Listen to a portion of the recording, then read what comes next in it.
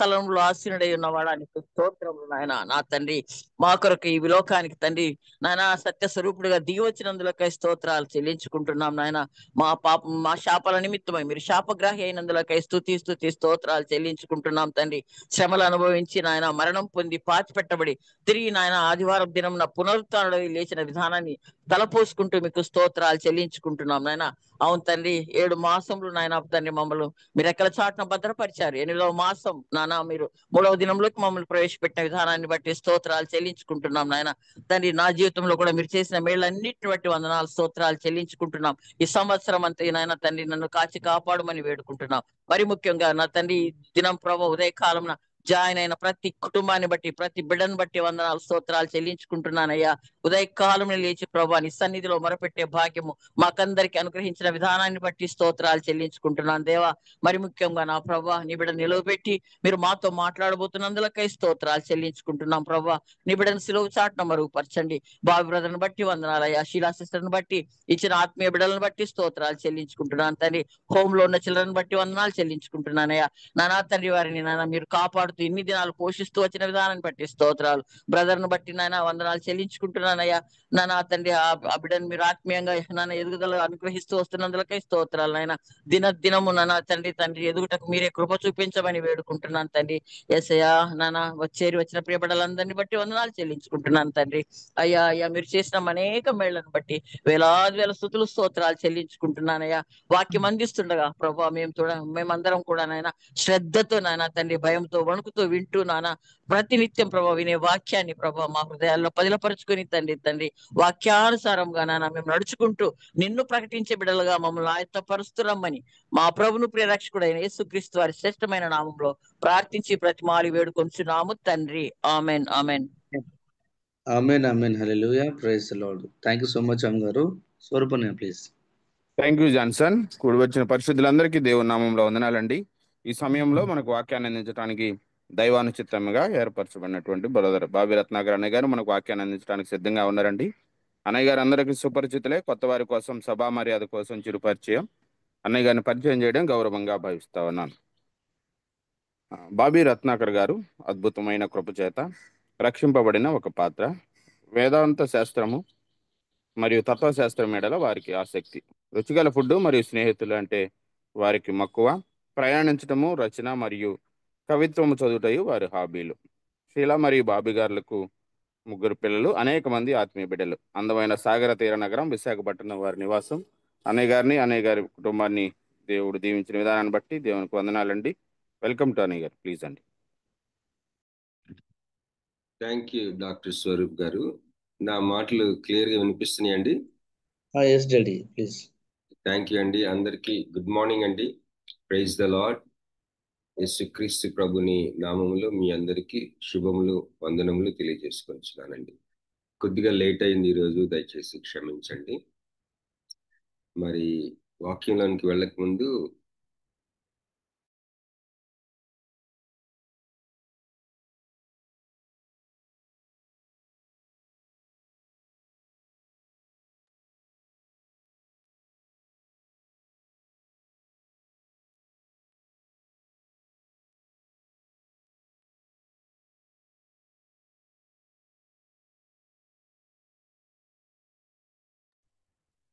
Daddy మీ video అయిపోయింది.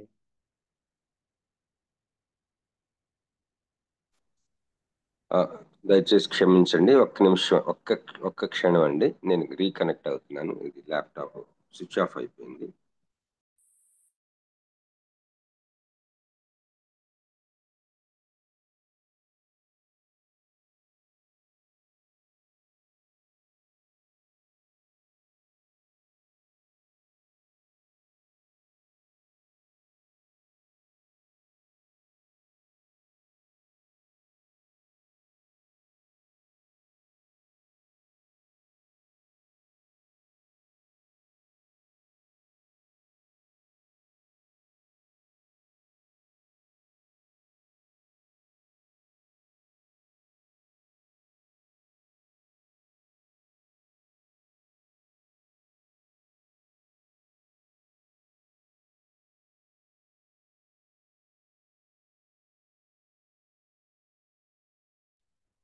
దయచేసి క్షమించండి.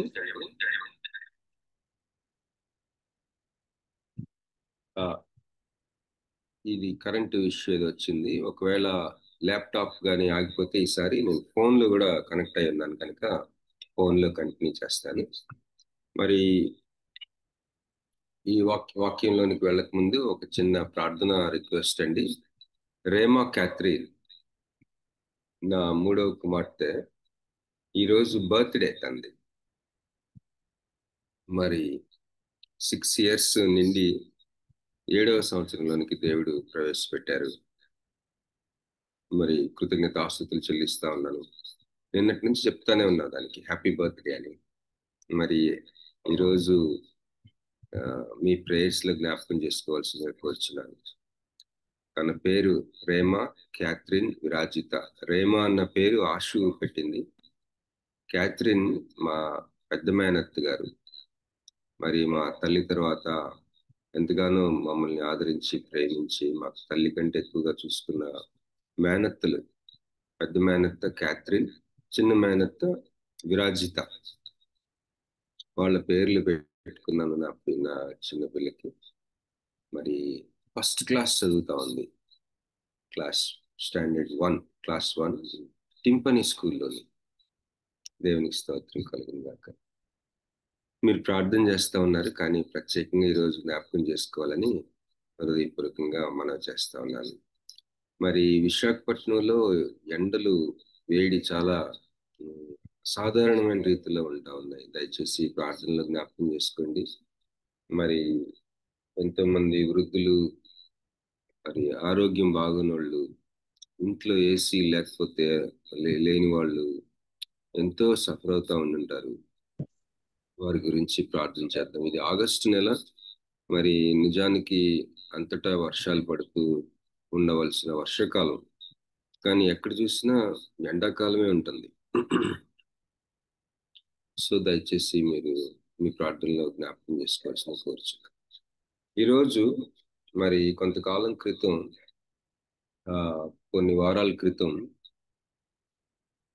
సిఎస్ లూయిస్ అనే ఒక రచయిత, క్రైస్తవుడు, వేదాంతి, క్రైస్తవ వేదాంతి, థియోలోజియన్, అలాగే మంచి థింకర్, ఆయన రాసిన ఒక పుస్తకం మనం ధ్యానం చేసుకుంటా, లేదా ఆ పుస్తకం గురించిన కొన్ని స్టడీ మనం చేస్తూ వచ్చాం. కొంత గ్యాప్ వచ్చింది. మళ్ళీ ఆ లాస్ట్ చాప్టర్ ఉంది. ఆ లాస్ట్ చాప్టర్ పేరు చారిటీ. చారిటీ అంటే ప్రేమ, దేవుని ప్రేమ అని అనొచ్చు.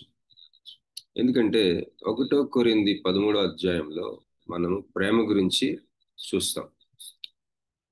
ప్రేమ ఇలా ఉంటది, అలా ప్రేమ ఉప్పొంగదు, ప్రేమ మర్యాదగా నడుచుకున్నదు, ఇలాగా ప్రేమ చాప్టర్ అది 1 కొరింథీ 13వ అధ్యాయం.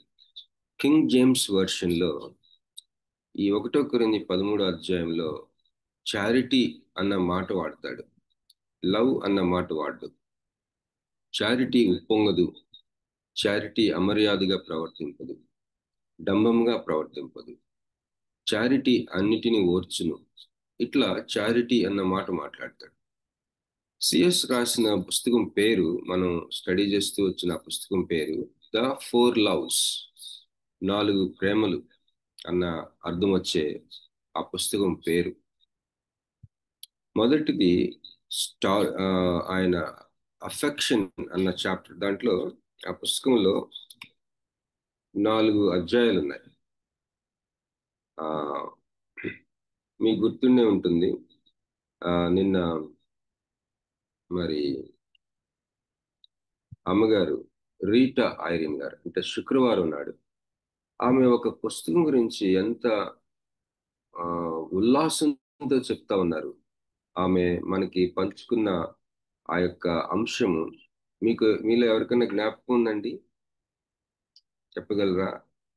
ఆదివారం కొద్దిగా బిజీగా ఉంటారు, వీలైతే అన్మ్యూట్ చేసుకుని చెప్పండి. When bad things happen to the good people, written by Herald. Thanks అమ్మా. అంశం ఏంటి మాట్లాడారు ఆవిడ, గుర్తుందండి ఎవరికైనా? Topic Who is my neighbor? అవునమ్మా, thank you so much sister Praseeda గారు. నా పొరుగువాడు ఎవరు అన్న అంశం గురించి మాట్లాడుతూ తను యోబు గ్రంథాన్ని ధ్యానం చేస్తా ఉన్నారట, మనకి పంచుకుందామని. మనకి మెసేజ్ కొరకు యోబు గ్రంథాన్ని ధ్యానం చేస్తా ఉన్నప్పుడు తన యొక్క కంపెనీ బాస్ మీట్ అవ్వడం జరిగింది ఆ వారంలోనే. అప్పుడు ఆ బాస్ చెప్పారట ఈ పుస్తకం గురించి. ఆ పుస్తకంలో కూడా యోబు గ్రంథం గురించే స్టడీ చేయబడింది. అప్పుడు ఎంత పరిశుద్ధాత్మ యొక్క నడిపింపు, ప్రిపేర్ అవడం విషయంలో, వాక్యం షేర్ చేసుకోవడం విషయంలో తను సిద్ధపడే ఆ టైంలో ఈ పుస్తకం తన నోటీసులోకి రావడం ఎంతో ఉల్లాసంగా, ఎంతో ఎక్సైట్ అయ్యారు ఆవిడ. మరి పుస్తకాలు రాయటం, చదవటం అనేది చాలా చాలా ముఖ్యం అండి. ఎవరికైనా సపోజ్ మనకి చదువు రాదనుకోండి, రాయటం చదవటం రాకపోతే ఎవరికైనా డబ్బులు ఇచ్చి చదివించుకోవడం చాలా మంచిది. అంటే మా చిన్నప్పుడు మా పెద్దవాళ్ళు ఏం చేసేవారంటే, తెల్ల వెంట్రుకలు పీకితే వెంట్రుక్కి ఇంతని ఇచ్చేవారు. వెంట్రుక్కి 10 పైసలు. ఒక 10 పీకామనుకోండి, 10 పదులు అంత డబ్బులు సంపాదించేవాళ్ళం. వెంటనే ఆ ఎదురుగా ఉన్న బంక్ దగ్గరికి వెళ్ళిపోయి పప్పుండ్లు అవన్నీ కొనుక్కునేవాళ్ళం. మరి ఆ తెల్ల వెంట్రుకలు పీకటానికి, లేకపోతే తలంతా ఇట్లా గోకటానికి, డబ్బులు ఇయటానికి మంచి ఐడియా కదా. అలాగే ఇంగ్లీష్ పుస్తకాలు చదవటం మనకు రాకపోవచ్చు. ఎవరికన్నా ఒక 20 రూపీస్ ఇచ్చామనుకోండి, ఒక చాప్టర్ చదివి పెట్టరా అని చదివచ్చిన వాళ్ళకి, ఇంగ్లీష్ చక్కగా చదివి మనకి ఎక్స్ప్లెయిన్ చేయగలిగిన ఒక 50 రూపీస్ ఇస్తే చదివేసి ఇస్తారు. మనకి నిలిచేది అదే. మనము బెటర్గా ఉండటానికి మనకు సహాయం అవసరం. అసూయ పడకుండా ఉండటం ఎట్లా, గర్వించకుండా ఉండటం ఎట్లా, ఒక వ్యక్తిని ప్రేమించగలగటం ఎట్లా, మరి పోలికలు లేకుండా, పోలికలు పోల్చుకుంటూ ప్రేమించకుండా నిజంగా ప్రేమించడం ఎట్లా, ఇవన్నీ మనకు అర్థమయ్యే విషయాలు కాదు. మనకు సహాయం అవసరం. దేవుడు ఇప్పుడు ఎన్నో చోట్ల బైబిల్లో ఇతరుల సహాయం విశ్వాసులకి దేవుడు అనుగ్రహించినట్టు చూస్తాం. పౌలు అంటాడు, మేము లేకయే మీరు రాజులైపోయారని యాష్టపోతాడు కొరింథీ విశ్వాసులు. మేమే కదా మీకు పునాదులు వేసింది. గమలీయేలు దగ్గర చదువుకున్నాను నేను, అపోల్లో ఇంకొకరి దగ్గర చదువుకున్నాడు. మేమందరం ఒక రైతుల్లా కష్టపడ్డాం. ఎదుగుదల ఇచ్చింది దేవుడే, కానీ మేము లేకుండానే ఫ్లరిష్ అయినట్టు ఫీల్ అవుతున్నారు మీరు, మేము లేకుండానే బాగా వృద్ధిలోకి వచ్చినట్టు భలే ఫీల్ అయిపోతున్నారు మీరు అని వారిని వ్యంగ్యంగా, వారికి మనసుల్ని హెచ్చరిస్తా ఉన్నాడు. మా సహాయం మీరు పొందుకున్నారు మీ జీవితాలు బాగా ఉండటానికి అని చెప్పడానికి ప్రయత్నం చేశాడు. అలాగే పౌలు ఎప్పుడు కూడా చెప్పుకుంటాడు, నేను గమలీయేలు దగ్గర సహాయం తీసుకున్నా నా జీవితానికి కావలసిన సారానికి. అలాగే మనం ఒకరితో ఒకరు సహాయం తీసుకోవాలి. థియాలజీ చదవటం అంటే ఏం లేదండి, కొన్ని పుస్తకాలు చదివిస్తారు వాళ్ళు. ఆ పుస్తకాలు చదువుతుంటే మనకు అర్థం కాదు, వాళ్ళు అర్థమయ్యేటట్టు చేస్తారు అంతే. ఏమేం పుస్తకాలు చదవాలి అన్నది ఒక్కొక్క బైబిల్ కాలేజీకి ఒక్కొక్క సిలబస్ ఉంటుంది. ఆ సిలబస్సే అంతా. బైబిల్ కాలేజీకి డిఫరెన్స్ ఉంటుంది. మనకి మామూలుగా బయట ఈ లోకంలో కాలేజీలు ఉంటాయి కదా, డిగ్రీ కాలేజ్ అని, పోస్ట్ గ్రాడ్యుయేషన్ కాలేజ్ అని, యూనివర్సిటీస్ అని. ఉదాహరణకి ఆంధ్ర యూనివర్సిటీలో చదివితే ఒక విలువ, లేకపోతే మరొక, ఇప్పుడు ఇన్ని పెట్టుకుని మన పిల్లలు అమెరికాకి వెళ్తున్నారు ఎందుకు చదువుకోవడానికి. అక్కడ యూనివర్సిటీస్కి ఒక విలువ ఉంది. మన యూనివర్సిటీస్ కంటే ఆ యూనివర్సిటీస్ గొప్పవని ఎంచి లక్షల మంది వెళ్ళిపోతా ఉన్నారు అక్కడ పోస్ట్ గ్రాడ్యుయేషన్ చదవటానికి. ఎందుకు? దానికి ఒక ప్రత్యేకమైన విలువ ఉంది. అక్కడ ఏం చేస్తారు, ఇక్కడ చేయింది అక్కడేంటి? మనం ఆలోచించినట్లయితే సిస్టమ్స్ అవ్వచ్చు, సిలబస్ అవ్వచ్చు, ఇన్ఫ్రాస్ట్రక్చర్ అవ్వచ్చు, ఫ్యాకల్టీ అవ్వచ్చు, ఏది ఏమైనా సిలబస్ అనేది చాలా ముఖ్యం. అంటే ఏమేం పుస్తకాలు చదవాలి, ఏమేంటి వాళ్ళు ఒక టాపిక్లో ఒక యూనివర్సిటీ ఒక పర్టికులర్ సెట్ ఆఫ్ బుక్స్ చదివిస్తే ఆ కోర్స్కి మరొక యూనివర్సిటీ వేరే టైప్ బుక్స్ చదివిస్తూ ఉంటారు. ఎక్కడెక్కడి నుంచో గ్యాదర్ చేసిన ఆ నోట్స్ ఇస్తారు. చాలా స్ట్రిక్ట్గా మరి ఎగ్జామినేషన్ సిస్టమ్ ఉంటుంది. నేర్చుకుంటే తప్ప పాస్ అవ్వలేని పరిస్థితి కొన్ని యూనివర్సిటీలో ఖచ్చితంగా ఉంటుంది. ఇలా స్టాండర్డ్స్ని బట్టి ఆ యొక్క విలువలు మారుతూ ఉంటాయి.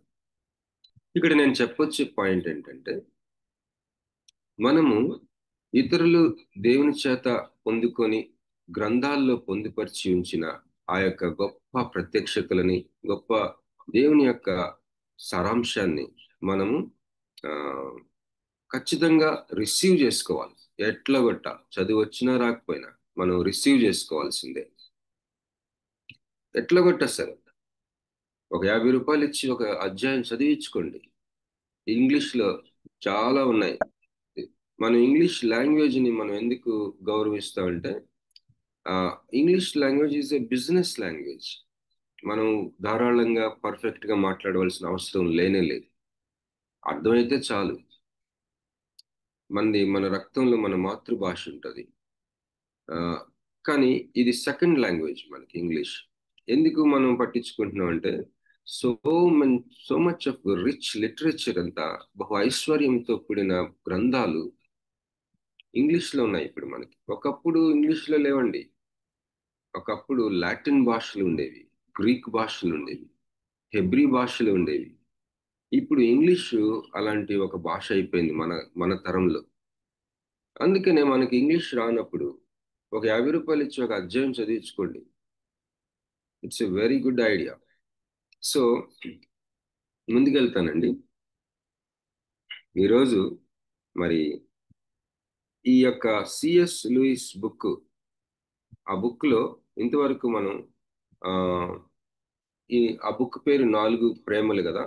ఆ బుక్లో మొదటి ప్రేమ అఫెక్షన్, అంటే స్నేహితుల మధ్య ఉండే ప్రేమ అని సర్వసాధారణంగా అనుకోవచ్చు. అఫెక్షన్, అనురాగము అనొచ్చు, ఒక తల్లికి బిడ్డకి మధ్య ఉండేది. రెండోది ఫ్రెండ్షిప్. ఈ ఫ్రెండ్షిప్ అనేది, స్నేహం అనేది అదొక ప్రేమ. ఈ రోజుల్లో ఫేస్బుక్ అనేది వచ్చేసింది కదా. ఫేస్బుక్ అది పాత అయిపోయింది కూడా. ఫ్రెండ్స్ని మనం యాడ్ చేసుకోవచ్చు, ఫ్రెండ్ రిక్వెస్ట్ని యాక్సెప్ట్ చేయొచ్చు, రిజెక్ట్ చేయొచ్చు, అవసరం లేకపోతే అన్ఫ్రెండ్ చేయొచ్చు. అంత ఒకలాగా అయిపోయింది ఫ్రెండ్షిప్ అంటే. కానీ అరిస్టాటిల్ అనే ఒక గొప్ప థింకర్ మనకు తెలుసు కదా.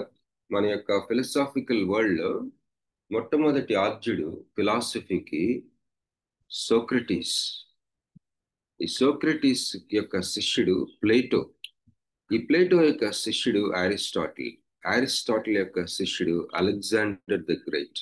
ఈ నలుగురు ప్రపంచ ఫిలాసాఫికల్ వరల్డ్ ని షేప్ చేశారు. మనం ఫిలాసఫీకి సంబంధించిన ఏం చదవాలన్నా కూడా ఈ నలుగురిని ప్రస్తావించక తప్పదు.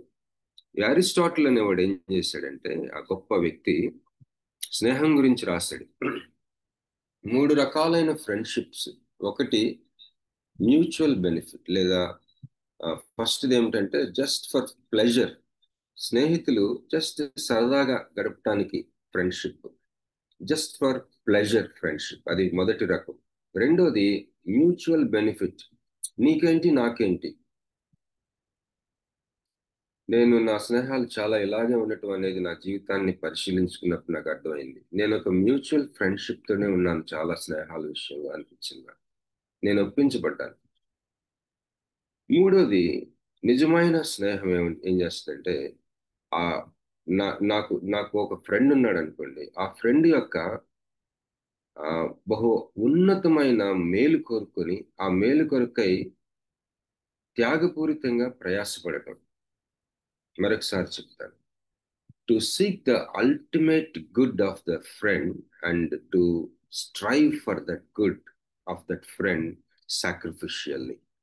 మరి నా స్నేహితుని గురించిన ఒక ఔన్నత్యమైన మేలుకై త్యాగపూరితంగా నేను ప్రయాసపడటమే నిజమైన స్నేహం. అది మూడోది. ఇది టైం పడుతుంది. ఇలాంటి స్నేహితులు మనకు ఉండటానికి చాలా అరుదుగా ఉంటారు. నిజం చెప్పాలంటే మనం కూడా ఇలాగా ఇంకొకరికి స్నేహితుడిగా ఉండటం, స్నేహితురాలుగా ఉండటం అనేది చాలా టైం తీసుకుంటది. మనమే ఒక్కోసారి అలాంటి స్నేహం చేయలేకపోతా ఉండుండొచ్చు. మూడవ రకమైన స్నేహం.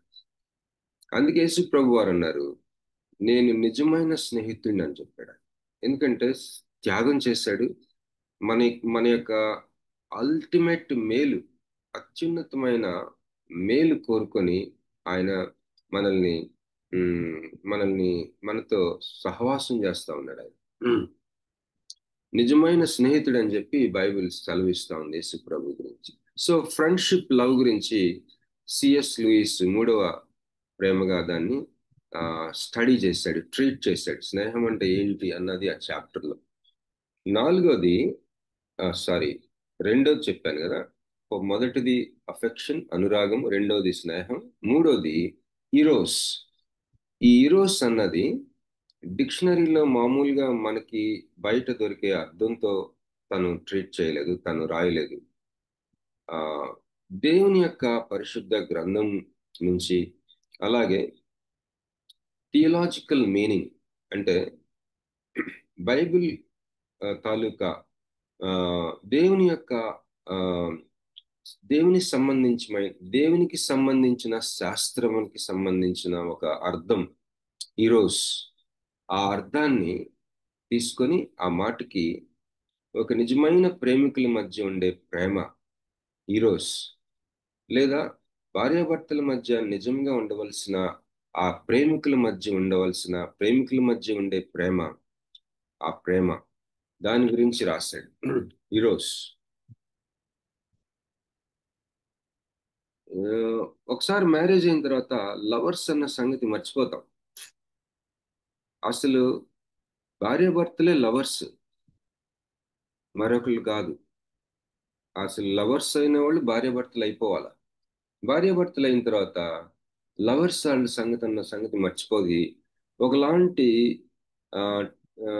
ట్రెడిషన్, సంస్కృతికి సంబంధించిన ట్రెడిషన్కి సంబంధించిన తాత్పర్యంతో బాధ్యతతో కూడిన ఒక ప్రయాణం చేస్తూ అనేది అలవాటైపోయింది. భార్యాభర్తలు లవర్స్ అన్న సంగతి మర్చిపోతాం.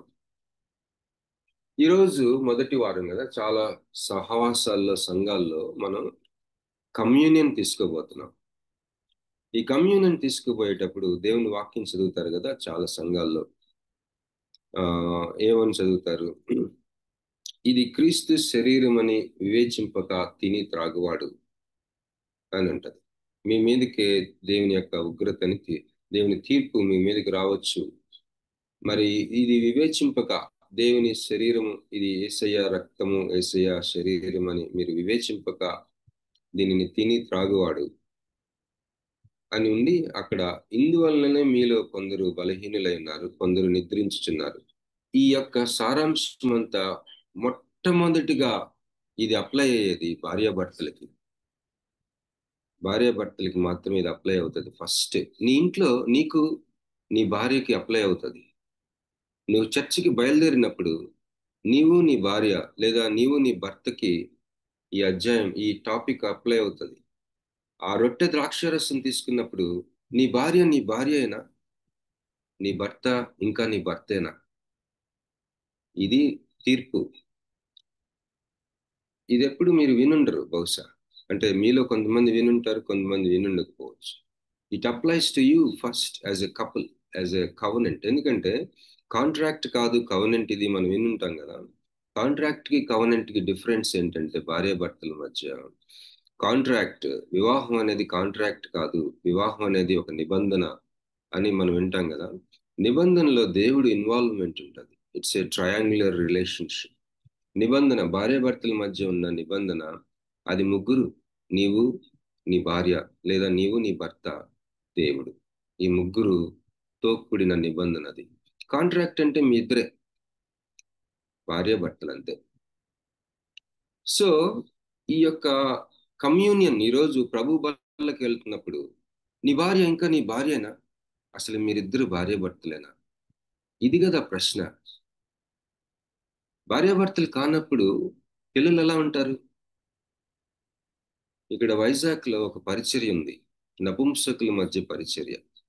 ఒక ఇద్దరు బ్రదర్స్, వాళ్ళు చాలా ప్రయాసపడి చేసేవారు. వాళ్ళ మధ్య ఒక సంఘం కూడా ఏర్పడింది. ఒకసారి నన్ను రమ్మంటే నేను వెళ్ళాను. అక్కడ ఒక వాళ్ళలో సీనియర్, ఈ నపుంసకులు పెద్ద నెట్వర్క్ ఉంటుంది, లక్షల మంది ఉంటారు వాళ్ళు. వాళ్ళలో చాలా పెద్ద పెద్ద బిగ్ షాట్స్ ఉంటారు. ఈ రోడ్ల మీద మనకి చప్పట్లు కొట్టుకుంటూ అడుక్కునే వాళ్ళు చాలా చిన్న వ్యక్తులు అనమాట. వీళ్ళ వెనక పెద్ద పెద్దోళ్ళు ఉంటారు. వాళ్ళకి చాలా పెద్ద పెద్ద హౌసెస్ ఉంటాయి. వాళ్ళు కారుల్లో తిరుగుతుంటారు. వాళ్ళకి అన్ని ఊరిలో నెట్వర్క్ ఉంటుంది. వాళ్ళకి అంత పవర్ఫుల్ పీపుల్ వాళ్ళు. మేము ఆశ్చర్యపోయాం వాళ్ళ వెనక ఉన్న స్ట్రక్చర్ చూసి. ఆ మీటింగ్కి ఒక ఆవిడ వచ్చింది. ఆవిడ ఇంకొక ఆవిడతో కలిసి ఉంటుంది. వాళ్ళిద్దరు నపుంసకులు. ఇద్దరు లేడీస్ లాగానే ఉంటారు. కానీ వాళ్ళిద్దరిలో ఒకళ్ళు మ్యాన్ గా బిహేవ్ చేస్తాడు, మగోడుగా బిహేవ్ చేస్తుంది. ఇంకొక ఆమె ఆడ ఆమెగా బిహేవ్ చేస్తుంది. అంతవరకు కాస్త మనం అదే మనకి బెత్తరపోయే విషయం. కానీ వాళ్ళు ఒక అమ్మాయిని, ఒక పాపని పెంచుకుంటా ఉన్నారు. మాకు పాప ఉందని చెప్తున్నాను. ఆమె భర్త ఏమో మరొక స్త్రీ. వాళ్ళిద్దరు కలిసి ఒక పాపను పెంచుకుంటూ చదివిస్తా ఉన్నారు. ఆ పాప ఎలా ఉంటది? వాళ్ళిద్దరు కలిసి కమ్యూనియన్ తీసుకుంటే ఎలా ఉంటది? ఎప్పుడైనా ఆలోచించరా? ఆలోచించాలి. వాళ్ళ మధ్య కూడా సంఘం ఉంది. ఇప్పుడు ఏం చెప్తావు నువ్వైతే వాళ్ళకి? ఆమెకేం చెప్తావు? ఆమె గురించి ప్రార్థన చేసినప్పుడు ఏం ప్రార్థన చేస్తావు?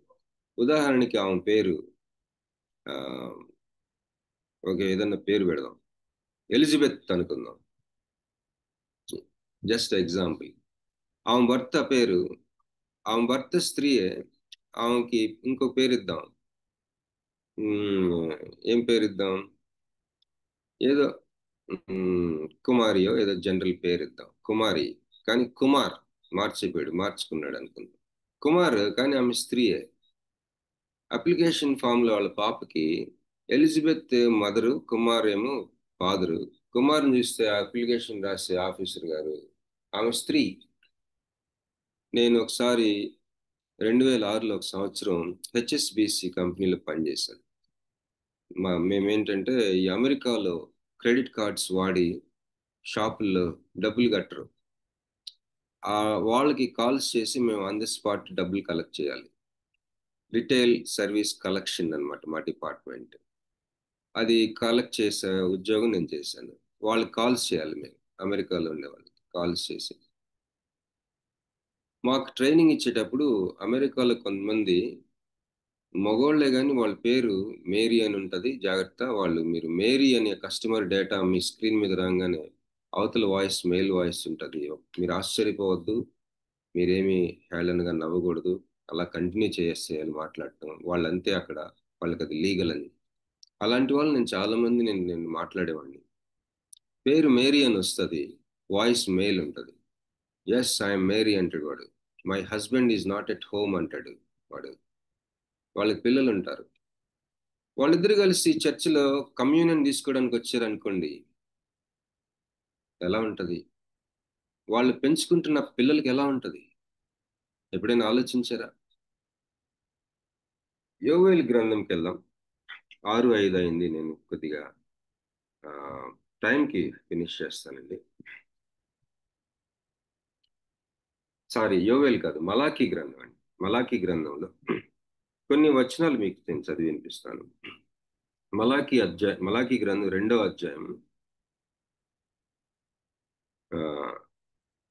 13వ వచనం నుంచి. ఎవరైనా చదువుతారమ్మా? మలాకీ 2:13 చదవగలిగితే చదవండి, లేకపోతే చదవండి. మరియు రెండవసారి మీరిలాగుననే చేయుదురు. యెహోవా బలిపీఠమును మీరు ఏడ్పుతోనూ కన్నీళ్లతోనూ రోదనముతోనూ తడుపుదురు. కాబట్టి ఆయన మీ నైవేద్యమును అంగీకరింపకయు తనకు అనుకూలము కాని అర్పణలను మీ చేత తీసుకొనకయునున్నాడు. అది ఎందుకని మీరు అడుగగా యవన కాలమందు నీవు పెళ్లి చేసుకొని అన్యాయముగా విసర్జించిన నీ భార్య పక్షమున యెహోవా సాక్షి ఆయను. అది నీకు తోటిదై నీవు చేసిన నిబంధనకు పాత్రురాలు కదా, నీ పెళ్లి భార్య కదా. ఒకసారి ఆగుదామా, ముందుకెళ్ళటానికి ముందు ఇక్కడ భార్య అన్న మాట వాడాడు. పరిశుద్ధ గ్రంథంలో భార్య. నీవు కమ్యూనియన్ తీసుకోవడానికి వెళ్తున్నప్పుడు ఈరోజు నీ భార్య ఇంకా నీకు భార్యేనా? ఈ ప్రశ్న దేవునికి నువ్వేం సమాధానం చెప్తావు? నీ భార్యకి నువ్వు ఇచ్చే నిర్వచనం ఏంటి? దేవుని పరిశుద్ధ బల్ల ముందు రొట్టె ద్రాక్షరసం నీ చేతిలో ఉన్నప్పుడు నీ భార్య ఇంకా నీ భార్యేనా? నీ భర్త ఇంకా నీకు భర్తేనా? జకరియా స్టానిఫోమం అనే ఒక సేవకుడు దేవుని సేవకులకి సంబంధించిన మీటింగ్ పెట్టారు. భార్య భర్తలు రమ్మన్నాడు. ఆయన భర్తలందరినీ చేయెత్తమన్నాడు. మీ భార్యని ప్రేమిస్తున్నారా అంటే అందరూ చేయెత్తారు. అందరూ సేవకులే. మీకు ఎంతమంది భార్యలు అని అడిగాడు. అందరూ బాబాయ్ ఏంటి ఇట్లా ప్రశ్నలు వేస్తున్నాడు ఇతను అని ఇబ్బంది పడ్డారు. ఎందుకంటే ఆయన పక్కన భార్య ఉంది. ఆయన భార్య, ఎవరి భార్యలు వాళ్ళకు ఉన్నారు ఆ మీటింగ్ లో. అప్పుడు అన్నాడు, బయటికి ఒక్కళ్ళేమో నీ హృదయంలో ఎంతమంది ఉన్నారు నీకు భార్యలు అని అడిగాడు. ఆ రోజు చాలా ఇబ్బంది పడ్డారు అందరూ. ఇలాంటి స్పీకర్ని తెచ్చుకున్నాం ఏంటని. ఇబ్బంది పడచ్చు, కానీ మరి ఇక్కడ ఒక మాట ఉంటుంది ఈ వచనంలో, నీ భార్య పక్షంన యెహోవా సాక్షి ఆయను. ఇది కవనెంట్ కదా. నువ్వు కాపురం చేసేది నీ భర్తతో, నీ హృదయంలో ఇంకొక భర్త ఉన్నాడేమో. పరిశుద్ధ బల్ల దగ్గర రొట్టె ద్రాక్షరసం నీ చేతిలో ఉన్నప్పుడు యెహోవా నీకు సాక్షి, నీ భర్త పక్షాన, నీ భార్య పక్షాన. Can you stand this today? ఈరోజు నువ్వు నిలబడగలవా? నీ చేతిలో ద్రాక్షరసం, నీ చేతిలో ఆయన రొట్టె ఉన్నప్పుడు దేవుడు సాక్షిగా ఉన్నాడు కదా నీకు. ఈ టెస్ట్ పాస్ అయ్యి ఆ రొట్టె ద్రాక్షరసం తీసుకోగలిగితే మంచిది. ఇంకొక మాట, భార్య అన్నది ఒక నిర్వచనం ఉంది దేవుడికి. ఇద్దరు నపుంసకులు కలిసి ఉండి పిల్లల్ని పెంచుకుంటే అది భార్య భర్తల సంబంధం అవదు. వాళ్ళిద్దరూ కమ్యూనియన్కి వస్తే కమ్యూనియన్ తీసుకుంటే దానికి అర్థం పడుతూ ఉండదు. అందువలననే మీలో కొంతమంది వీక్గా ఉన్నారు, ఇందువల్ల కొంతమంది మృతి చెందుతున్నారు అని ఉంటుంది. అది దీనికి కూడా అప్లై. ఫస్ట్ ఆఫ్ ఆల్ భార్యాభర్తలకి, క్రిస్టియన్ భార్యాభర్తలకి మధ్య నిబంధనకు మధ్య అప్లై అవ్వాల్సింది ఇది, ఈ ప్రభురాత్రి భోజనం యొక్క teaching. Can you stand this test? నేను ఈ సిఎస్ లూయిస్ బుక్ స్టడీ చేస్తున్నప్పుడు ఒక ఆయన డెలిబరేట్ గా నాకు మెసేజ్ పెట్టాడు. ఈ రోజు నువ్వు ఇది మాట్లాడేవంటే క్రైస్తవ భార్యాభర్తలు ఎవరు కూడా నిలవలేరు తెలుసా నీకు? ఏ వివాహం కూడా నిలబడలేదు తెలుసా నీకు? ఇది చెప్పొద్దు అన్నాడు నన్ను. ఆయన ఒక మెడికల్ డాక్టర్. అది నేను చెప్తానని చెప్పాను. ఆ తర్వాత మళ్ళీ ఆయన డిస్కస్ చేశాడు. అదొక పెద్ద డిస్కషన్ అయిపోయింది వాళ్ళ గ్రూప్ లో. ఎవరో ఒకరు చెప్పకపోతే ఎట్లా? వినినా వినకపోయినా చెప్పమని ఉంది హెచ్కేల్లో. ఈరోజు కమ్యూనియన్ తీసుకుంటాం, బానే ఉంది. దేవుని యొక్క దీర్ఘశాంతం మనం అనుభవిస్తా ఉన్నాం. నా భార్య కాకపోయినా, నా భర్త కాకపోయినా, నా హృదయంలో నా భర్త ప్లేస్లో ఆయన లేడు అన్న స్థితి ఉన్నా కమ్యూనియన్ తీసుకుంటూనే ఉన్నాం. దీర్ఘశాంతాన్ని బట్టి మనం ఇంకా బలహీనలో అవ్వలేదు, ఇంకా నిద్రించలేదు. ఈరోజు we have to deal with this immediately. వెంటనే మన భార్యాభర్తల సంబంధానికి 2 విషయాలు అప్లై చేసుకోవాలి ప్రభురాత్రి భోజనం బల్లని అప్రోచ్ అవ్వటానికి ముందు. ఒకటి, is your spouse really a spouse still? నీ భార్య ఇంకా నీ భార్యనా నీ హృదయాంతరంగంలో? నీ భర్త నిజంగా నీ భర్తేనా నీ అంతరంగంలో? ఇది ఎవ్వరికి నువ్వు సమాధానం చెప్పనవసరం లేదు. నీకు సాక్షి యెహోవా, నీకు సాక్షి నీ వివాహ విషయంలో, నీ వివాహ నిబంధన విషయంలో. మలాకి 2వ అధ్యాయం 14వ వచనంలో నీ భార్య పక్షంన యెహోవా సాక్షి ఆయన. అలాగే మనం ఇంకోలాగా కూడా చదవాలి, ఇది నీ భర్త పక్షంన యెహోవా సాక్షి. నీవు, నీ భర్త, యెహోవా, ఈ ముగ్గురు కలిపి ఉన్నదే వివాహ నిబంధన. ఇది ఆషమాషి విషయం కాదు. ఒక సేవకుడు రేపు చనిపోతాడనగా నాకెందుకో అతన్ని నేను కమ్యూనియన్ తీసుకోవచ్చు కదా ఈరోజు అని అడిగాను. రేపు చనిపోతాడే మాకు తెలియదు. క్యాన్సర్, ఆయనకి బ్లడ్ క్యాన్సర్. అదంత ఫాస్ట్గా రియాక్ట్ అవుతుంది నాకు తెలియదు. ఈరోజు కమ్యూనియన్ తీసుకోవచ్చు కదా అని అడిగితే ఆయనకి ఇష్టమైన పాస్ట్ గారిని పిలిపించుకొని తీసుకున్నాడు. వాళ్ళిద్దరు భార్యాభర్తలకి ఇద్దరికి ఇస్తే వాళ్ళ భార్య చెప్తుంది, చాలా కాలం అయింది మీ ఇద్దరం కలిసి కమ్యూనియన్ తీసుకొని.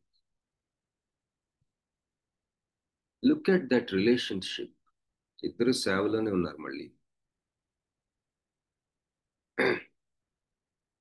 ముందుకెళ్దాం. అమ్మ నెక్స్ట్ వచనం చదువుతారా? ఇంకొక మాట అండి. మన ఇప్పుడు ఇక్కడ 14వ వచనంలో భార్య భార్య భార్య అన్న పదాలు, భర్త భార్య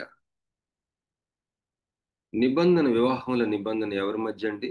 భర్తకి భార్యకి మధ్య, దేవుడికి భార్యకి మధ్య, దేవుడికి భర్తకి మధ్య, వీళ్ళిద్దరికీ దేవుడికి మధ్య ఈ ట్రయాంగులర్ రిలేషన్షిప్, త్రిభుజాకారంలో ఉన్న ఆ యొక్క బంధం, నిబంధన ఇది. నేను చెప్పొచ్చేది ఏంటంటే, భర్త అంటే భర్తే, మరొక నిర్వచనం లేదు. భార్య అంటే భార్యే, మరొక నిర్వచనం లేదు. దేవుడు రెండు నిర్వచనాలు ఎప్పుడు ఉండదు ఆయనకి, ఓన్లీ వన్, అంతే. ఇంకొద్దిగా ముందుకెళ్దాం. 15వ వచనం చదువుతారమ్మా? కొంచెముగానైనను దైవాత్మ నొందిన వారిలో ఎవరునూ ఇలాగున చేయలేదు. ఒకడు చేసినను ఏం జరుగును? దేవుని చేత సంతతి నొందవలనని అతడు యత్నము చేసింది కదా. కాగా మిమ్మును మీరే జాగ్రత్త చేసుకొని యవనమున పెళ్లి చేసుకొనిన మీ భార్యల విషయంలో విశ్వాసఘాతకులుగా ఉండకుడి. థ్యాంక్స్ అమ్మా. 15వ వచనం మనం చూసినట్లయితే, కొంచెంగానైనను దైవాత్మ నొందిన వారిలో ఎవరునూ ఇలా చేయలేదు. పరిశుద్ధాత్మ యొక్క పోర్షన్ భార్యాభర్తలకు అనుగ్రహించబడింది ఆ నిబంధనలో. దేవుని ఆత్మ, దేవుని వాక్యంలో ఉంటది కదా, the lord is my portion, నీవు నా పాలు. ఇదిగో మనకి తల్లిదండ్రులు కానీ ఎవరైనా ఆస్తి ఇచ్చినప్పుడు ఈ పోర్షన్ నాది, ఆ పోర్షన్ నాది అని అనుకుంటాం కదా. ఈ భూమి నాది, ఈ భూమిలో ఈ పోర్షన్ నాది. అయితే ఆ కీర్తనకారుడు అంటున్నాడు, దేవుడే నా పోర్షన్, నా ఆస్తి, నా స్వాస్థ్యము. భార్యాభర్తలుగా ఒక పోర్షన్, ఒక స్వాస్థ్యము, ఆత్మ స్వాస్థ్యం అనుగ్రహించబడింది. పరిశుద్ధాత్మ పాలు భార్యాభర్తలైన ఆ బంధంలో ఇవ్వబడింది. ఆయన గమనిస్తా ఉన్నాడు పిల్లల విషయంలో. ఈ వచనం చాలా పవర్ఫుల్. ఇది కొంచెంగానైనను దైవాత్మ నొందిన వారిలో ఎవరునూ ఇలాగున చేయలేదు. ఒకడు చేసినను ఏమి జరిగెను? దేవుని చేత సంతతి నొందవలెనని అతడు యత్నం చేశాను కదా. కాగా మిమ్మల్ని మీరే జాగ్రత్త చేసుకుని యవనమున పెండ్లి చేసుకుని మీ భార్యల విషయంలో విశ్వాసఘాతకులుగా ఉండదు. ఎవరి విషయంలో? భార్యల విషయంలో, అలాగే భర్తల విషయంలో. ఎ క్లియర్ డెఫినేషన్ ఇది. Can you tell your spouse, ఈరోజు నీ భార్యకి, నేను నీ భర్తని, ఆ భర్తకున్న నిర్వచనం అంతటిని నేను అని నువ్వు చెప్పగలవా? ప్రభురాత్రి బల్లకి వెళ్ళక ముందు నీ మనసులో చెప్పుకోగలవా? అలాగే భార్యగా దేవుడు అనుగ్రహించిన పరిశుద్ధ గ్రంథంలో భార్య అంటే ఏ నిర్వచనం ఉందో, ఆ భార్యని నేను నీకు అని పరిశుద్ధ ఆ యొక్క బల్ల దగ్గరికి వెళ్ళటానికి ముందు నీ హృదయంలో ఆ మాట చెప్పగలవా? ఈ ప్రభురాత్రి బల్ల యొక్క తాత్పర్యము, టీచింగ్ అంతా భార్యాభర్తల మధ్య స్టార్ట్ అవుతుంది. అది అప్లై అవటం ఫస్ట్ అక్కడే. నిర్వచనం కరెక్ట్గా ఉండాలా, లేకపోతే నపుంసకులు పెంచుకున్న పిల్లల స్టోరీ అవుతుంది. దేవుని చేత సంతతి నొందవలెనని అతడు యత్నము చేసిన కదా. 16వ వచనం, భార్యను పరిత్యజించుట నాకు అసహ్యమైన క్రియ అని ఇశ్రాయేలీల దేవుడగు యెహోవా సెలవిచ్చుచున్నాడు. మరియు ఒకడు తన వస్త్రములను బలత్కారంతో నింపుట నాకు అసహ్యమని సైన్యములకు అధిపతిగా యెహోవా సెలవిచ్చుచున్నాడు. కాబట్టి మీ మనస్సులను కాచుకొనుడి, విశ్వాసఘాతకులు కాకుడి. భార్యను పరిత్యజించుట, ఎవరిని పరిత్యజించటండి? ఫస్ట్ ఆఫ్ ఆల్ భార్య అయి ఉండాలి పరిత్యజించడానికి. ఆ నపుంసకుల మీటింగ్ లో ఆ ఎలిజబెత్ కుమారి స్టోరీస్ చెప్పాను కదా ఎగ్జాంపుల్ గా. ఆమెతో నేను మాట్లాడాను. ఆమె పెద్ద ఆమె, యాక్చువల్గా మేల్ అనుకుంటా, నపుంసకులు కదా, వాయిస్ అదే మేల్ వస్తుంది. ఆ ఎలిజబెత్ అనుకున్న మనిషి. ఒక పాపను పెంచుకుంటున్నామండి. మా ఆయన పనికి వెళ్తాడు, వాళ్ళ ఆయన కూడా స్త్రీలాగే డ్రెస్అప్ అయి ఉంటాడు.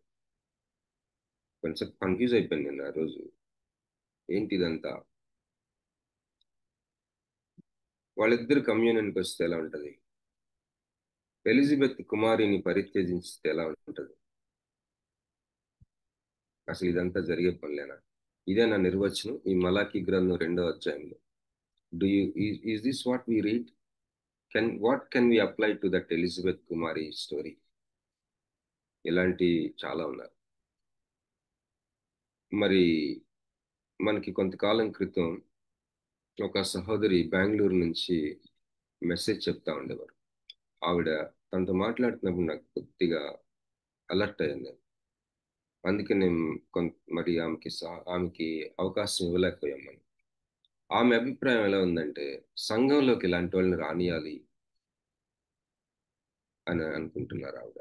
దేవుడు ప్రేమిస్తున్నాడు. అలాగే ఒక గే అనే ఒక ఒక ఏమంటారు, గే అంటారు కదా, అంటే మగోళ్ళని పెళ్లి చేసుకునే వాళ్ళు ఉంటారు కదా, అలాంటి వాళ్ళని ఈవెన్ పరిచర్య చేయటానికి కూడా మనం అలౌ చేయొచ్చు. దేవుడే అలౌ చేస్తుంటే మనం ఎంత బ్రదర్ అన్నట్టు మాట్లాడింది ఆవిడ. నాకు కొద్దిగా భయం వేస్తుంది. అందుకే మనం కొద్దిగా ఆవిడకి తర్వాత వాక్యం చెప్పడానికి మనం మన గ్రూప్లో అవకాశం ఇవ్వలేకపోయాం. కొంత డిస్కస్ చేసుకున్నాం కమిటీలోని. సో ఇలాంటి వాతావరణం ఇండియాలో కూడా ఉంది. ఇలాంటి వాతావరణం భార్యాభర్తల మధ్య ఉంది. మలాకి గ్రంథం 2వ అధ్యాయం ఏ విధంగా అప్లై చేస్తాం వాళ్ళకి? మనం చదువుతున్న వాక్యం, భార్యను పరిత్యజించుట దేవుడికి ఇష్టం. ఎలిజబెత్ కుమారిని పరిత్యజించటం కాదు. ఇక్కడ భార్యను పరిత్యజించుట నాకు అసహ్యమైన క్రియ అని ఇశ్రాయేలీల దేవుడు యెహోవా సెలవిస్తున్నాడు. మరియు ఒకడు తన వస్త్రములను బలాత్కారంతో నింపుట నాకు అసహ్యమని సైన్యములకు అధిపతి యెహోవా సెలవిచ్చు. కాబట్టి మీ మనస్సులను కాచుకున్నాడు. అసలు ఎందుకు ఇట్లా మాట్లాడుతున్నాడు బాబీ బ్రదర్ అనుకుంటున్నారు. ఇది చాలా చాలా ముఖ్యం. మలాకి గ్రంథం నుంచే చదువుతున్నాను నేను మీకు. ఈరోజు మనం కమ్యూనియన్ తీసుకోబోతా ఉన్నాం. కమ్యూనియన్ తీసుకుంటున్నప్పుడు దేవుడు అడుగుడా, కొంచెంగానైనా మీ మీద అనాయింటింగ్ ఉంది కదా, మీ ఇద్దరు బంధం మీద పరిశుద్ధాత్మ పోర్షన్ ఉంది, మీ ఇద్దరు వివాహ బంధం మీద హోలీ స్పిరిట్ పోర్షన్ ఉంది కదా, will he not be your witness? ఆయన నీకు సాక్షవడా? నువ్వు రొట్టె ద్రాక్ష రసం పట్టుకున్నప్పుడు నీ జీవిత భాగస్వామి విషయంలో సాక్షి అవుతాడే. అది త్రాగేటప్పుడు తినేటప్పుడు ఆయనతో కళ్ళలు చూసి నీ స్పౌజ్ గురించి అకౌంట్ ఏంటి? స్పౌజ్ అయినా అసలు? ఈ ప్రశ్నలు మనం ఆన్సర్ చేయకుండా కమ్యూనియన్ ఎంతకాలం తీసుకుంటాం? ప్రభు శరీరం అని వివేచించటం అనేది భార్యాభర్తల మధ్య స్టార్ట్ అవ్వాలి నా ఉద్దేశ ప్రకారం. ఇప్పుడు ఈ అంశం చెప్పిన తర్వాత క్లోజింగ్ లో ఒక మాట చెప్పి ముగిస్తాను. ఆ సిఎస్ లూయిస్ బుక్ లో అఫెక్షన్, ఫ్రెండ్షిప్, హీరోస్, ఈ 3 రకాలైన ప్రేమలు. 4వ ప్రేమ చారిటీ. ఈ 4 చాప్టర్స్ రాశారు. చారిటీ అంటే ప్రేమ. అనురాగము అంటే స్నేహితుల మధ్య, తల్లికి పిల్లకి మధ్య ఉండే ప్రేమ, మొట్టమొదటి చాప్టర్. 2వది స్నేహితుల మధ్య ఉండవలసిన ప్రేమ. 3వది ఈరోస్, భార్యాభర్తలు ఒక ప్రేమికుల మధ్య ఉండవలసిన ప్రేమ. 4వది నిజమైన ప్రేమ, అసలైన ప్రేమ, చారిటీ. ఆయన రాస్తూ ఏమి రాశాడంటే, విలియం మోరిస్ అనే ఒక రచయిత ఒక పద్యం రాశాడు, ఒక పోయం. ఆ పోయం పేరేంటంటే లవ్ ఈజ్ ఇనఫ్, ప్రేమ సరిపోద్ది అని. ఆ పోయం రాసిన తర్వాత తన స్నేహితులకి ఇచ్చి దీని గురించి కొద్దిగా విమర్శ రాయమంటే వాళ్ళలో ఒకడు ప్రేమ సరిపోదు అని రాశాడట. ఆ పోయం, ఆ పద్యం పేరు లవ్ ఇస్ ఇనఫ్. దాన్ని విమర్శించిన ఇంకొక రచయిత రాశాడంట, నో ఇట్స్ నాట్ ఇనఫ్. దాని అర్థం ఏంటంటే, ఇద్దరు స్నేహితుల మధ్య ప్రేమ, భార్యాభర్తల మధ్య ఉండవలసిన ఆ ప్రేమికుల మధ్య ఉండవలసిన ఆ ప్రేమ, లేదా తల్లికి బిడ్డలకి ఉండవలసిన ప్రేమ, ఈ ప్రేమలు సరిపోవు. వాటంతటా అవి ఫ్లరిష్ అవ్వలేవు. వాటంతటా అవి నిలిచి ఉండటానికి కష్టం, సహాయం అవసరం దానికి. అదే చారిటీ. దేవుని ప్రేమ అనే సహాయం లేకపోతే ఆ భార్యాభర్తల మధ్య ప్రేమ అవ్వచ్చు, స్నేహితుల మధ్య ప్రేమ అవ్వచ్చు, అనురాగం అవ్వచ్చు, తల్లిదండ్రులకి పిల్లలకి మధ్య ఉండే ప్రేమ అవ్వచ్చు, ఒక తల్లికి తన బిడ్డల మీద ఉన్న ప్రేమకి అవ్వచ్చు. ఈ ప్రేమలు దానంతటా అవి నిలిచి ఉండటం కష్టం. దేవుని ప్రేమ అనేది అల్లుకుపోతే తప్ప. యేసుక్రీస్తు ప్రభువారు నరుని ధరించినట్లుగా మన ప్రేమ దేవుని ప్రేమను ధరించుకుంటే తప్ప, భార్యాభర్తల మధ్య ఉండవలసిన ప్రేమ, ఆ ఈరోస్, ఈ చారిటీని ఒక ఇన్కార్నేట్ గా, అంటే నరుని ధరించుకుంటే తప్ప అవి నిలిచి ఉండటం కష్టం అని. ఎంత డీసెంట్ గా నీ రిలేషన్షిప్ నీ స్పౌస్ తో నడిపించుకున్నా, ఎంత కామన్ సెన్స్ తో కూడా నడిపించుకున్నా, ఎంత జ్ఞానంతో నడిపించుకున్నా కూడా, దేవుని యొక్క ప్రేమ అనేది ఆయన దగ్గర నుంచి మనకి ఒక వర్షం లాగో, ఒక ప్రకృతి ఒక మొక్కకి ఏ విధంగా సహాయం చేస్తుందో అలాగ ఇవ్వకపోతే ఆ ప్రేమలు సరిపోవు, నిలిచి ఉండలేవు, ముందుకు సాగలేవు, మెకానికల్ లైఫ్ అయిపోతుంది అని చెప్పి రాసుకొచ్చాడు ఆ యొక్క చారిటీ అనే చాప్టర్లో. ఒకే ఒక పాయింట్ చెప్పి నేను ముగిస్తాను. ఈ ప్రేమల్ని దేవుడు ఎలాగా ఈ పాయింట్ ని తను ఏ విధంగా చెప్పడానికి ప్రయత్నం చేశాడంటే, ఒక గార్డెన్, ఒక తోట ఉందనుకోండి. ఆ తోట మనం చూడటానికి ఎంతో రమ్యమైన తోటగా మనకు అనిపిస్తుంది. చక్కటి పువ్వులు, మంచి పండ్లు, తోట పళ్ళు మంచిగా తీర్చిదిద్దినట్టు ఉన్న ఆ యొక్క తోట మనం చూసినప్పుడు ఎంత బాగుంది కదా ఈ తోట అని, ఎంత రమ్యంగా ఉంది కదా అనుకుంటాం. కానీ ఆ తోట తనంతట తాను ఆ స్థితిలో లేదు. నిజానికి ఎవరో కష్టపడ్డారు, ఇద్దరు కష్టపడ్డారు. ఒకరు తోటమాలి, మరి ఒకళ్ళు ప్రకృతి. ఈ తోటమాలి ఎలా కష్టపడతాడు? మరి తను రకరకాలు కష్టపడతాడు, మనందరికీ తెలుసు. కానీ ఎంత కష్టపడినా భూమిలో నుంచి సారం ఆ మొక్కలకి, ఆ పళ్ళు ఇచ్చే మొక్కలకి కానీ, ఆ పువ్వులు ఇచ్చే మొక్కలకి కానీ భూమిలో నుంచి రావాల్సిన ఆ యొక్క బలము, సారం రాకపోతే అవ్వదు. అలాగే గాలి, వెలుతురు, వర్షం ఇవేమి రాకపోతే అవ్వదు. నీటి గాలిలో ఉన్న తేమ, ఈ ప్రకృతి అనేది తోటమాలి చేసేదానికంటే మహా రెట్లు, ఎన్నో రెట్లు ఎక్కువగా దాని యొక్క పాత్ర ఉంటది, ప్రకృతి పాత్ర. ఇది ఎందుకు చెప్పాడంటే, మనుషుని యొక్క స్వభావము ఒక తోటతో పోల్చాడు. ఆ తోటలో ఉన్న పూలిచ్చే మొక్కలు అవ్వచ్చు, పండ్లిచ్చే మొక్కల్ని మన ప్రేమలతో పోల్చాడు. మన హృదయంలో, ఆ మన స్వభావంలో దేవుడిచ్చిన ప్రేమలు అవ్వచ్చు. ఏంటంటే స్నేహం అవ్వచ్చు, అనురాగం అవ్వచ్చు, ఈరోస్ అవ్వచ్చు. ఇవి మన స్వభావం అనే ఒక తోటలో మొక్కల్లాంటివి. మన తోటమాలి ఎవరు అంటే మన స్వచిత్తం, మన విల్ అనేది తోటమాలి. మన స్వభావంలో ఉన్న మన ప్రేమల్ని మన స్వచిత్వంతో మనం తీర్చిదిద్దుకుంటానికి చాలా ప్రయాసపడతా ఉంటాం. కామన్ సెన్స్ వాడతాం, డీసెన్సీ వాడతాం. ఇవి సరిపోవు. దేవుడు ఇన్వాల్వ్ అవుతే తప్ప, దేవుని కృప మనకు అనుగ్రహించబడితే తప్ప, దేవుని ప్రేమ మన ప్రేమల్ని ఆవరించితే తప్ప, ఒక ఇన్కార్నేట్ అయితే తప్ప, ప్రకృతి ఏ విధంగా ఆ తోటకి ఉందో అలాగే దేవుడు మనకు ఉంటే తప్ప మన ప్రేమలు సాగలేవు, నిలబడలేవు, ఉనికిలో ఉండటానికి కూడా అవకాశం లేదు. అది ప్రాముఖ్యతని, ప్రతి ప్రేమ, స్నేహం అవ్వచ్చు, భార్యాభర్తల ప్రేమ అవ్వచ్చు, తల్లికి బిడ్డలకి, ఈ ప్రేమలు చారిటీ తోటి ముడిపడి ఉండాలి.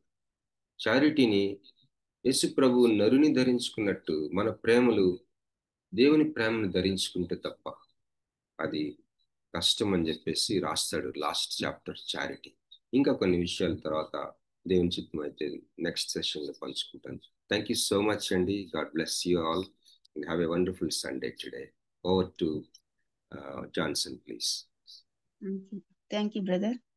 ప్రభు నామంలో ఇప్పటి వరకు ప్రభు సంస్కార ఆరాధనలో భార్య భర్తల పవిత్ర వివాహ బంధము మరియు ప్రేమ గురించి అద్భుతమైన వాక్య పరిచర్య చేసిన బాబీ గారికి వర్చువల్ ప్రేయర్ ఫెలోషిప్ తరపున కృతజ్ఞతలండి. ఈ మెసేజెస్ అన్ని కూడా అనుదినం యూట్యూబ్ లో అప్లోడ్ చేయబడతాయి. బాబీ రత్నాకర్ అని కానీ మరియు వర్చువల్ ప్రేయర్ ఫెలోషిప్ అని కానీ టైప్ చేసి మన బంధువులకు స్నేహితులకు మనం షేర్ చేయవచ్చు, లేదా మనము రెండవసారి వినవచ్చు. ముగింపు ప్రార్థన మరియు ఆశీర్వాదం ఇవ్వవలసిందిగా పాస్టర్ మురళీ బాబాయ్ గారిని మనవి చేస్తున్నాను. ప్రార్థన చేసుకుందామండి. మహాపరిషుద్ధుడా, జీవం కలిగిన దేవ, జీవాధిపతి, మీ ఘనమైన పాదాలకి వందనాలు స్తోత్రాలు చెల్లిస్తున్నాం. ఈ ఉదయకాల వేళలో చిన్న మందుగా మీ పాదాలు చెంతకు రావడానికి, శ్రేష్టమైనటువంటి మీ మాటలు వింటానికి మీరు మాకు ఇచ్చినటువంటి సమయాన్ని బట్టి మీకే వందనాలు స్తోత్రాలు చెల్లిస్తున్నాం. ఇంత పర్యంతం మీ దీనదాసులు తమ్ముడు బావిని మీరు నిలువ పెట్టుకున్నారు.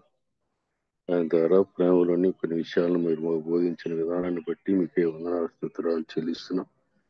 ఆయన ఎన్ని ప్రేమలు ఉన్నప్పటికి కూడా తండ్రి, అలాగే మీ ప్రేమ మించిన ప్రేమ ఏది లేదు తండ్రి. ఆయన మేము సంఘంగా స్త్రీలం అయితే, ఆయన మీరు పురుషులు సంఘం మీకు లోబడాలన్నటువంటి విషయాన్ని ఆయన బిడ్డ గారు మీరు బోధించిన విధానాన్ని బట్టి మీకే వందనాలు స్తోత్రాలు చెల్లిస్తున్నాం. మరి ఇది మా సంఘాలలో మేము సెమినార్లు తీసుకుంటుండగా మీరు సహాయాన్ని దయచేయండి. శుద్ధ హృదయంతో, శుద్ధ ఆత్మతో, శుద్ధ మనసుతో కమ్యూనల్ తీసుకోవడానికి సహాయం దయచేయమని ప్రార్థిస్తున్నాం. ఇరవై కాల వేళలో నేను మీ పాదాల చెంతకు వచ్చిన ప్రతి బిడ్డను మీరు దీవించండి, ఆశీర్వదించండి.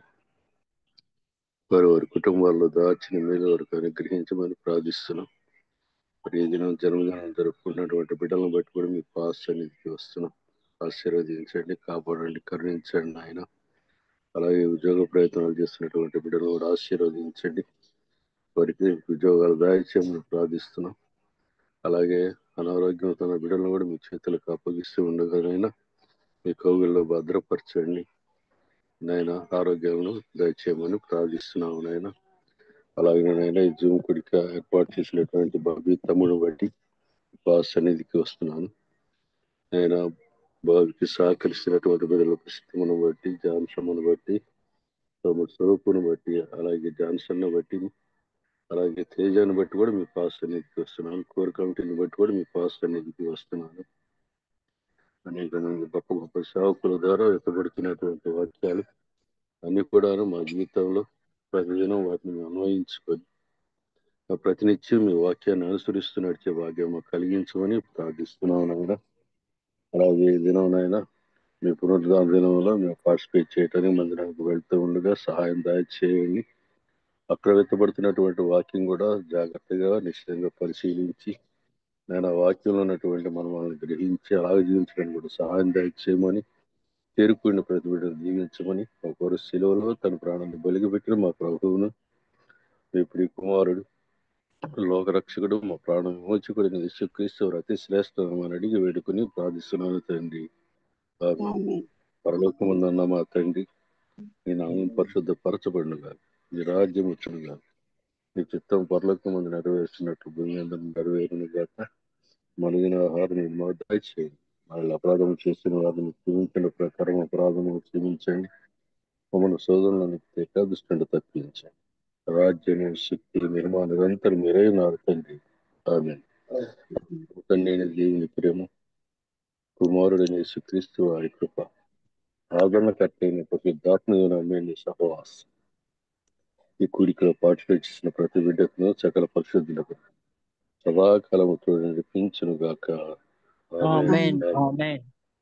అందరికీ ప్రైజ్ లార్డ్ గారు.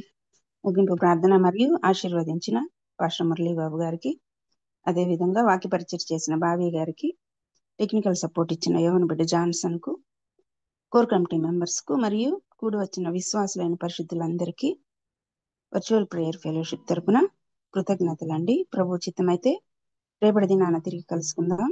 అంతవరకు సెలవు తీసుకుందాం. ప్రభు నామంలో అందరికీ వందనాలండి.